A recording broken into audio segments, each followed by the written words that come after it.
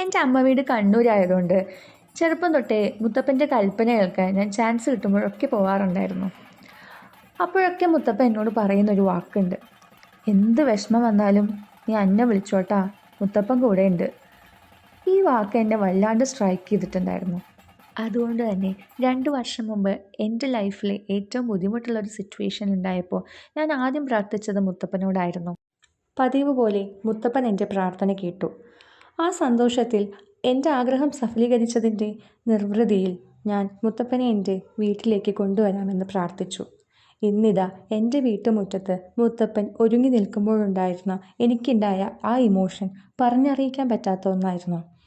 എത്രയൊക്കെ മനക്കട്ടിയുള്ളവരായാലും മുത്തപ്പൻ്റെ മുമ്പിൽ കരയാത്തവർ ചുരുക്കമാണ്, അല്ലേ?